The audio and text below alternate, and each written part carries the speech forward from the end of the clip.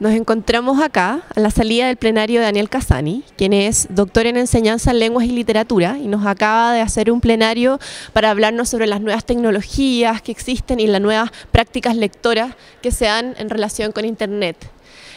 Por ello, te damos muchas gracias por estar con nosotros, Daniel. Y queríamos hacerte un par de preguntas para profundizar en ciertos aspectos que diste a conocer en tu ponencia. Primero, siguiendo con la metáfora que tú hablabas de que Internet es un país que tiene, por ejemplo, inmigrantes y tiene nativos, ¿podrías explicarnos un poco más cómo funciona este país? ¿Cuáles son las normas que tiene, los principios que lo guían? Pues muchas gracias, es un placer poder aceptar esta invitación del CRA para responder a estas preguntas desde aquí, en Chile, ¿no? Bueno, esta es una metáfora que se ha generado para intentar explicar algunas de las características que tiene Internet, ¿no? Y entonces este sería un país donde habría unos nativos, que son los que nacieron después del año 93, que son personas para las que Internet es una cosa tan corriente como un frigorífico o una cocina a gas, ¿no? En el sentido que lo han visto toda la vida, ¿no?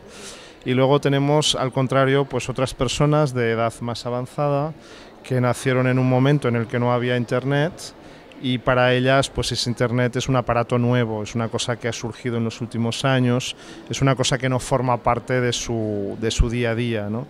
Es una cosa que no existía cuando se formaron, cuando se educaron en las primeras edades de las personas, cuando estamos como más abiertos al aprendizaje, y en consecuencia pues tienen que aprender a utilizar estas nuevas formas de comunicación cuando son mayores, ¿no? Entonces, bueno, lo que sabemos de cómo se comportan estos nativos es que son chicos que se manejan pues con mucha soltura, por ejemplo, con formatos como la fotografía, el vídeo, ¿no? Que para los inmigrantes, en cambio, pues son muy novedosos, ¿no? Son chicos, por ejemplo, que están muy acostumbrados a compartir cosas libremente por Internet. Tienen una actitud mucho más cooperativa que nosotros, que quizá nos educamos en una escuela en la que básicamente se desarrollaban habilidades individuales, cognitivas, ¿no? Y en cambio en Internet pues es muy importante la conexión a través de las redes sociales, a través del chat, de los foros, con otros internautas con los que se comparten muchas cosas, ¿no? Entonces eso genera un espíritu mucho más cooperativo, ¿no? Otra diferencia que se ha detectado es la manera de procesar la información, en el sentido que los nativos se acostumbran poco a poco a hacer varias cosas al mismo tiempo, porque la arquitectura de Internet y de las computadoras permite tener varias ventanas abiertas y poder saltar de una a otra como si estuviera saltando del fondo de una fotografía al primer plano, ¿no? Constantemente, ¿no? Mientras en el fondo pues se van sucediendo algunas tareas y tú respondes en el primer plano a una tarea urgente y luego la pasas al fondo, y la del fondo pasa al primer plano, y así vas resolviendo varias cosas al mismo tiempo, ¿no? Cuando en cambio los inmigrantes pues somos personas que en principio estamos más acostumbrados a hacer una tarea sola, aislada, detrás de otra, de modo que no compartimos al mismo tiempo tareas, ¿no? Otra diferencia habla de lo que sería la capacidad de esfuerzo y de dedicación, en el sentido que supuestamente los nativos tendrían menos capacidad de atención, estarían más acostumbrados a mensajes cortos, a un cambio de roles habitual. En cambio los inmigrantes estaríamos más acostumbrados a mantener un discurso monologado, largo, extenso, sin la intervención de un interlocutor, pero eso es controvertido porque no se ha demostrado nunca. Hay algunas opiniones al respecto y hay algunas sensaciones de que esto es así, pero no hay ninguna evidencia empírica, ¿no? Y también, por ejemplo, se habla de vinculado con esto, la idea de que muchos chicos aprenden por diversión, sin necesidad de esforzarse, ¿no? Y en cambio los adultos pues tienen muchas dificultades para poder hacerlo, en el sentido de que, no, todo lo contrario, están acostumbrados a tener que esforzarse, y les parece normal esforzarse y no les parece ningún problema, ¿no? Siguiendo un poco con esa oposición que tú hacías, que también la dijiste en tu exposición, sobre que aprender en Internet era algo divertido, era algo siempre dinámico, cambiante, versus aprender en la escuela, que usualmente era como muy estático, como una sola tarea. ¿Cómo de alguna forma se pueden complementar estos dos tipos de aprendizaje? como unir fuerzas de alguna forma.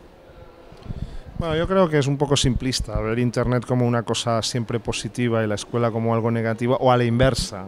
¿No? O sea, una posición tecnofóbica o tecnofílica. O sea, yo creo que no. O sea, la escuela o Internet no son buenas o malas per se. O sea, hablemos en concreto de maestros y de internautas concretos, veamos qué hacen en la escuela y en Internet, entonces veremos si realmente es más divertido, más positivo, se aprende más o se aprende menos, etcétera. Se pueden hacer muy buenas cosas y muy malas cosas en Internet y se pueden hacer muy buenas cosas y muy malas cosas en la escuela, ¿no?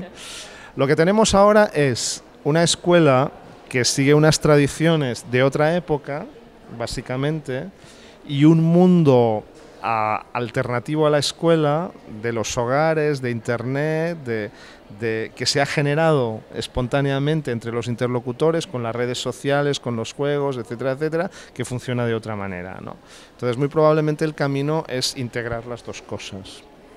Es que las computadoras entren en la escuela y que los docentes y los alumnos empecemos a desarrollar también prácticas en esta línea. O sea, no tiene ningún sentido ni en Chile ni en España que vayas a cualquier lugar y haya computadoras en todas partes y vayas a la escuela o al CRA y no haya computadoras. Eso no tiene sentido. Si tú vas a un hospital y hay computadoras, si tú vas a una administración pública y hay computadoras, tienen que haberlas también en el CRA. Por ejemplo, igual y en los programas como el proyecto Ceibal, por ejemplo, en Uruguay, el proyecto Ceibal en Uruguay. Otros tipos de programas donde justamente vemos que a veces pasa que les dan, por ejemplo, notebooks a los niños, como que son de menor costo, pero justamente pasa que en las escuelas les da temor usar las computadoras, como que también es importante que el docente sepa cómo acercarse a esos objetos, como para que no se queden como guardados de alguna forma. Claro. Sí, o sea, lo que sabemos sobre cómo los ordenadores o las computadoras entran en la escuela muestra que es un proceso lento, que requiere bastante tiempo y necesita mucha formación del profesorado y también del alumnado, ¿no? Porque cuando pones computadoras en una clase o en un CRA, pues hay una explosión. O sea, los alumnos están tan hambrientos de computadoras, de conectarse al Messenger, a esto, a lo otro, que se olvidan de cualquier cosa y tienen comportamientos compulsivos, aductivos, que no están provocadas por la computadora, sino que están provocadas sencillamente por el hambre que tienen, las ganas que tienen, y eso no es malo, solo hay que encauzarlo, hay que dirigirlo, hay que ordenarlo, ¿no? Y los profesores pues estamos cargados de miedo, de angustias, de temores, ¿no? Porque es una realidad que desconocemos, entonces nos inquieta mucho, ¿no? Que los chicos tengan ordenadores, porque perdemos el control, porque no sabemos lo que ocurre, entonces pasamos también por una etapa de crisis de algún modo, ¿no? Entonces tiene que pasar un tiempo en el que todos, alumnos y profesores, nos acomodamos a esta realidad, entonces a partir de aquí pues todo ya entramos en un camino en el que buscamos la mejor manera de desarrollar prácticas de lectura, de escritura, pero también de otras cosas para desarrollar con ordenadores educación en la escuela. Y Daniel, la última pregunta es que en general en Internet todos los usuarios construyen contenido, están constantemente efectuando conocimientos de distinto tipo. ¿Y qué ocurre, sin embargo, cuando tal nivel de producción no cuenta con una asimilación, cuando no hay una comprensión de todo, como que no se puede abarcar todo de alguna forma? ¿No es el exceso una forma de pérdida, podríamos pensar? Bueno, la palabra que se utiliza, una de las palabras que se utiliza es infoxicación. Se habla de que, bueno, pues somos personas que tenemos un exceso de información, ¿sabes? En el sentido de que no podemos leer todo lo que se publica, no accedemos, o sea, podemos acceder a todo, pero no tenemos el tiempo para poder procesarlo, ¿no? ¿Qué hacer ante esta situación? Bueno, pues se están desarrollando todo un conjunto de recursos tecnológicos, pero también todo un conjunto de estrategias personales para manejar esta situación. Por ejemplo, las redes sociales es eso en el fondo. O sea, las redes sociales es tú abres un perfil en tal lugar, haces unos amigos y te desentiendes del resto de internautas. Y solo sigues lo que publican tus amigos, ¿no? Es una manera de ordenar el caos informativo que hay en la red y de poder quedarte con lo que interesan unas pocas personas que son las que pues son tus amigos precisamente porque compartís temas, compartís inquietudes, etcétera, etcétera, ¿no? Este sería un recurso de una estrategia. Otra opción sería, pues no sé, utilizar pues los indicadores de contenidos, por ejemplo, que te permiten pues seleccionar determinados blogs o determinados recursos y que te vaya informando el sistema automáticamente de lo que se va produciendo. Yo creo que sencillamente lo que necesitamos es más educación en información, más educación en los procesos de producción, de circulación, de divulgación, de recepción y de conocimiento de la información, ¿no? Y entonces, en la medida en que vamos ganando capacidades y estrategias en este sentido, pues podemos manejar mejor esta situación, ¿no? Un concepto que se maneja mucho es el de ALFIN, alfabetización en información, ¿no? Desde las bibliotecas, ¿no? Que es ya no solo la capacidad de entender algo significativamente, sino de poder manejar toda la información, poder elegir lo que interesa y poder desechar lo que no te conviene. Muchas gracias, Daniel, por tu interesante exposición y muchas gracias por haber respondido pues, nuestras preguntas. Muchas gracias a vosotros.